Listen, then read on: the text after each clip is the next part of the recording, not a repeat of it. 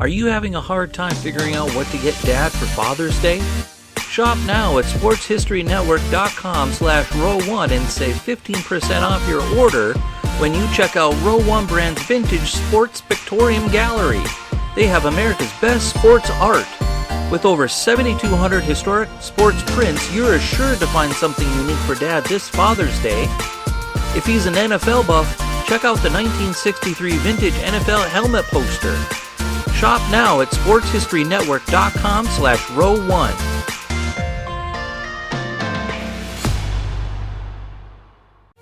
This podcast is part of the Sports History Network, your headquarters for the yesteryear of your favorite sport. You can learn more at sportshistorynetwork.com. Hello, sports fans, and welcome to another edition of Yesterday's Sports on the Sports History Network. The Bulgarian weightlifting team's success began with the hiring of Ivan Abadjiev as head coach of the national team.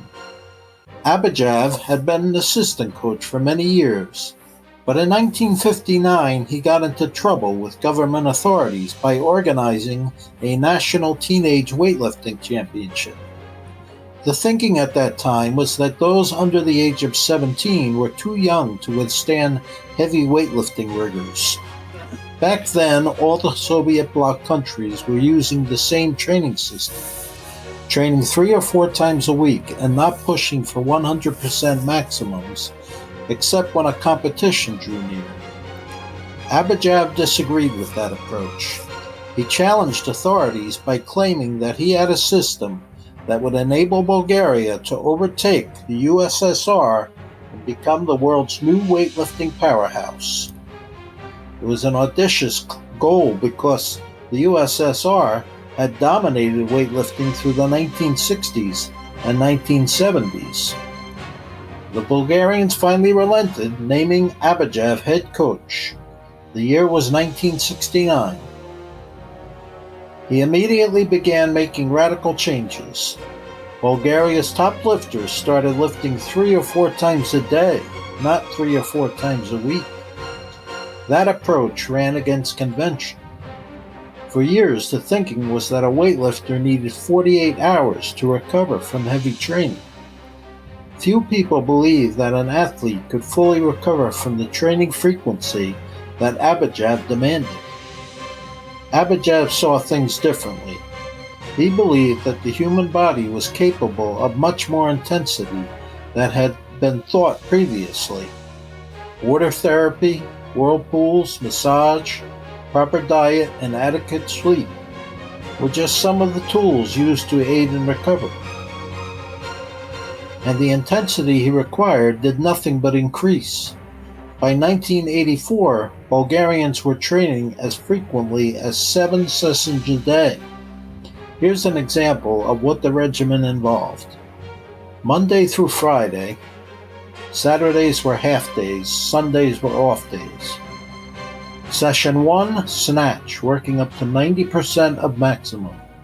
Session 2, clean and jerk, working up to 90%. Session 3, front squat, working up to 90%. Session 4, clean and jerk, working up to 95%. Session 5, snatch, working up to 100%.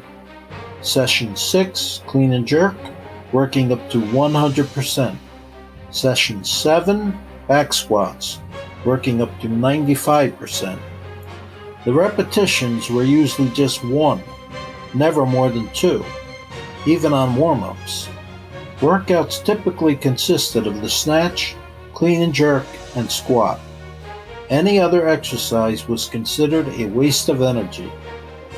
It is critical to keep in mind that the workouts listed above were for the elite lifters only, and not for anyone less than elite. Naturally, there were accusations of steroid usage. The team physician admitted to prescribing anabolic steroids to the lifters twice a year to help speed recovery.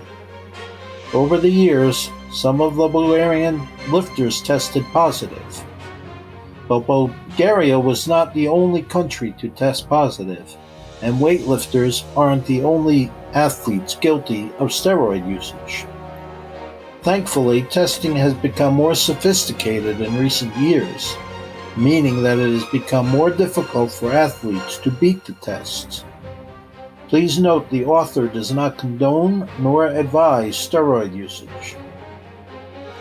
At age 12, all promising young Bulgarian weightlifters attended sports schools. Coaches tested them in the 60-meter sprint, long jump, flexibility, 800-meter run, chin-ups to failure, sit-ups to failure, and push-ups to failure. In their first year, they also practiced other sports, lifting weights 3 or 4 times a week, in addition to doing their academic work. They'd visit with family members on weekends. Students were taught proper techniques with light weights for the first year. Food, warm-up suits, lifting belts, lifting singlets, and lifting shoes were all provided. Abadjiev's approach paid dividends. Bulgaria won 3 gold medals and 3 silver medals at the 1972 Olympics. How good was that? No Bulgarian athlete had placed in the top 3 just 4 years earlier. By 1974, Bulgaria began dominating the teenage divisions, and at the 1976 Olympics, Bulgaria won 2 gold medals, 3 silver medals, and 1 bronze medal. Little by little, Bulgaria was gaining ground on the mighty Soviets. At the 1981 and 1983 World Championships, Bulgaria won 9 medals compared to the Soviets' 10. By 1984, Bulgarian lifters held 12 of 30 world records. At the 1985 World Championships, 16 years after he had taken over as head coach of the national team, Ivan Abadjiev made good on his promise. The Bulgarian team defeated the USSR. They beat them again at the 1986 Worlds and continued to dominate until the early 1990s, when many Bulgarian lifters began migrating to other countries. By then, Bulgaria was no longer under communist oppression. To understand just how amazing it was for Bulgaria to beat the Soviets, consider this. In 1984, the USSR had 340,000 registered weightlifters. Bulgaria had only 5,000. David had defeated Goliath. Without question, Niam Salamanglu was the most famous weightlifter to have trained under the Bulgarian system. Nicknamed the Pocket Hercules because of his small size, he stood just 4'11".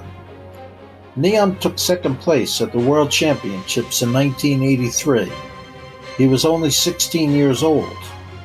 He won the gold medal in 1985 and 1986 before defecting to Turkey. There he won 3 Olympic gold medals and set numerous world records. The other world record holders coached by Abadjiev include Ivan Abadjiev, 52 kilo class, Nino Terzinski, 56 kilo, Mikhail Petrov, 67.5 kilo, Angel Genchev, 75 kilos, Alexander Varbanov, 75 kilo, Asen Zlatev, 82.5 kilo, Blagoy Blagoyev, 90 kilo, and Antonio Krastev, super heavyweight. In 2017, Ivan Abadjiev passed away at the age of 85 years. During his career, he coached 12 Olympic champions and 57 world champions. His methods, known as the Bulgarian training system, were controversial, seen as harsh, perhaps even cruel, but no one can argue with the results. In weightlifting circles, the name Ivan Abadjiev will live forever. This podcast is part of the Sports History Network, your headquarters for the yesteryear of your favorite sport. You can learn more at sportshistorynetwork.com.